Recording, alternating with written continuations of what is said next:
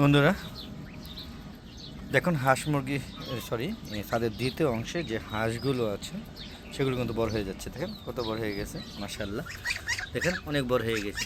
এই যে সেদিন দেখাইলাম, আগে ভিডিওগুলো দেখবেন। হ্যাঁ, ছোট ছোট ছিল, বড় হয়ে গেছে দেখতে দেখতে। হ্যাঁ, আসসালামু আলাইকুম ওয়া রাহমাতুল্লাহি ওয়া বারাকাতুহু।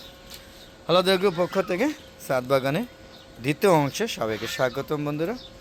বন্ধুরা রমজান মাস চলছে, এখন দুপুর 12টা বাজে। তো এসে যাদের দ্বিতীয় অংশে দেখলাম হাঁস মুরগিগুলো ক্ষুধার্ত, তো ওদেরকে আবার খাবার দিলাম। ওদের প্লেটটাও চেঞ্জ করে দিয়েছি। আগে প্লেটগুলো ছিল ছোটো, ওটার মধ্যে খেতে পারতো না, এখন একটু বড় প্লেটে দিয়ে দিয়েছি। আর দেখুন কত সুন্দর কিউট হয়ে গেছে আমার রাজহাঁসের বাচ্চাগুলো, যদিও অনেক বাচ্চা মারা গেছে। রাজহাঁসে আমি আনছি প্রায় 56 আর 8 64টা। এখান থেকে এই কটা বেঁচে আছে, যে 1টা 2টা 3টা 4টা 5টা। আর চীনা হাঁস আমি কিনে আনি না, এটা আমার এখানে চীনা হাঁস ছিল, তাও 100টা মতো বাচ্চা ফুটছিল। এগুলো সব মারা গিয়েছে, মানে কী যে একটা বিভীষিকার সময় গিয়েছে, সেই সময়টুকু এখনও মানে বস্তায় ভরে ভরে হাঁস মুরগিগুলোকে পালিয়ে দিয়েছি, দেখতেই পাচ্ছেন। তো দেখেন ওদেরকে কিন্তু খাবার দিচ্ছি, আবার নিমিষের মধ্যে খেয়ে ফেলবে। ভিডিওটা শেষ করার আগে দেখবেন খাবার শেষ, সেটাও দেখাবো। তো মূলত বন্ধুরা আমি আবারও বললাম, আমার সাথে দ্বিতীয় অংশে এই অংশটা পুরোটাই আমার ফলজ ফুল ফল ও ঔষধি গাছ দিয়ে এই ছাদ বাগানটা আমি তৈরি করেছি। আপনারা দেখতে পাচ্ছেন, এই দেখেন ফলজ, মানে এটা ফল না, এটা সবজি। এটা এই যে ফল, সবজি, ফুল এবং ঔষধি গাছ। দেখেন কত সুন্দর সুন্দর বেগুন হয়েছে, দেখতে পাচ্ছেন। এটা অবশ্য রিপোর্টিং করে দিয়েছি, আরও 2-1টা আছে, এগুলো করব।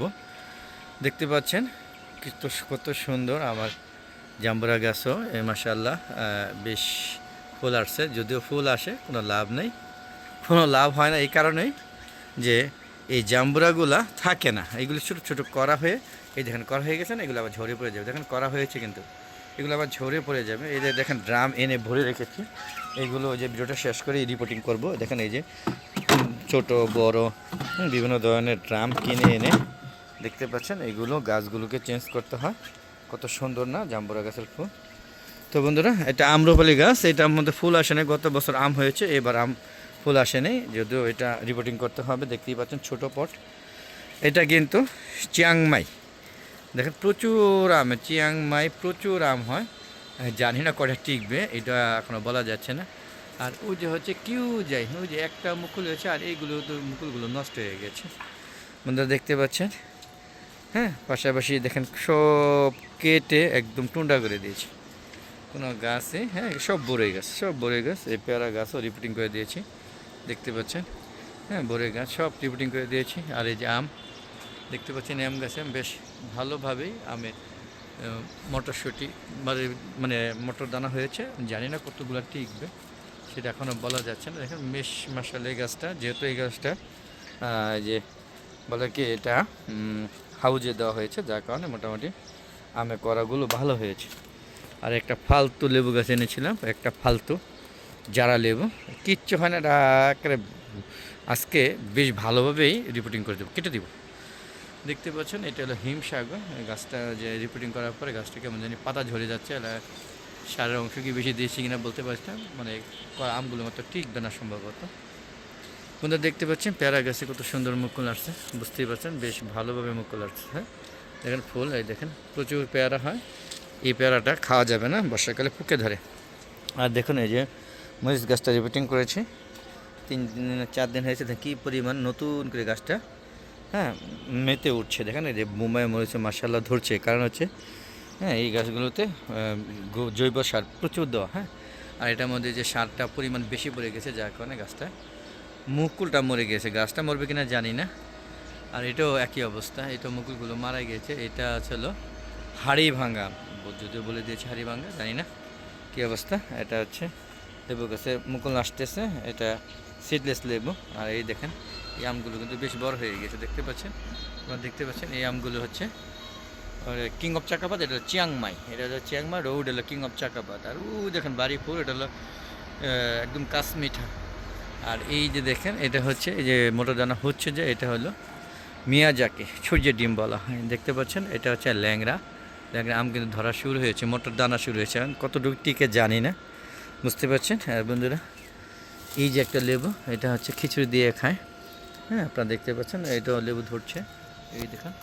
এটা কি বলা হয়, এই লেবু গাছটা কাছে আসলেই গেছে যাত্রা আমার মনে পড়ে যায়। আপনারা সবাই জানেন এটা কি লেবু, যে গুড়া লেবু বলে অনেকটা। হ্যাঁ, আর এই যে দেখুন বন্ধুরা, প্রচুর পরিমাণে সবেদা। সবেদা কাকে বলে, কত কি কি উদাহরণ সহ এই গাছটা বুঝিয়ে দিয়েছে। এরকম একটা ছাদ বাগান যে গাছ থাকে, আপনাদের আর কোথাও সবেদা কিনে আনতে হবে না, এইখান থেকে খেতে খেতে আপনাদের জন্ম শেষ হয়ে যাবে। আর এই যে দেখুন আম হয়েছে, এটা হচ্ছে ব্যানানা, ওই যে ব্যানানা গাছটা। তো বন্ধুরা, ভিডিওটা বড় হয়ে যাচ্ছে, শেষ করে দিব। তো বন্ধুরা, এই যে কাগজে লেবু হয়েছে, যে আপনাদের দেখানোর চেষ্টা করছি। কাগজি লেবু অনেক ফুল ফুটছিল, লেবু তো হওয়ার কথা, গাছে তো কিছুই দেখতেছি না, কি দেখাবো আপনাদের। হ্যাঁ, আমি তো দেখলাম প্রচুর লেবু হয়েছিল, এখন এখানে যে নাই বললেই চলে, ঝরে গেছে হয়তো। তো বন্ধুরা, আর কি দেখাবো আপনাদের, দেখানোর চেষ্টা করলাম আমার ছাদ বাগানটা ঘুরে ঘুরে। দেখেন প্রচুর গাছপালা। হ্যাঁ, আর জাম গাছ একদম ফাউল, কোনো কারণে জাম গাছ লাগাবেন না, কাঁঠাল গাছ লাগাবেন না, এগুলো ছাদের জন্য উপযোগী না। তো বন্ধুরা, আবারও দেখাচ্ছি, আপনার হাঁসগুলো বিশ্রাম নিচ্ছে।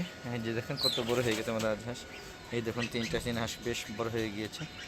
হ্যাঁ দেখেন সবগুলো বড় হয়ে গেছে, খাওয়া মানে অতিরিক্ত হয়ে গেছে, দেখেন গুলো হয়ে গেছে। তো বন্ধুরা, কেমন লাগলো ভিডিওটা অবশ্যই কমেন্ট করে জানাবেন, আর বিস্তারিত কমেন্ট বক্সে লিখে জানাবেন আর কেমন লাগলো, আর আপনাদের ছাদ বাগান করেন কিনা সেটাও জানাবেন, আর যারা ছাদ বাগান করেন তাদের কী ধরনের ছাদ বাগানে গাছপালা আছে সেটাও কমেন্ট করে জানাবেন।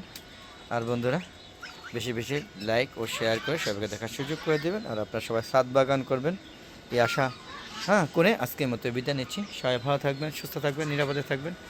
আসসালামু আলাইকুম ওয়া রাহমাতুল্লাহি ওয়া বারাকাতুহু। বন্ধুরা, আবারও দেখা হবে নতুন কোনো পর্ব নিয়ে, নতুন কোনো ভিডিও নিয়ে। ততক্ষণে আমার হালো দেখো চ্যানেল পাশে থাকুন, আর বেশি বেশি দেখবেন, বেশি বেশি শেয়ার করে সবাইকে দেখার সুযোগ করে দেবেন। আমার সবাই যেন ছাদ বাগান করে, এটাই মূল লক্ষ্য নিয়ে আজকের মতো বিদায় নিচ্ছি। খুদা হাফেজ, বিদায়।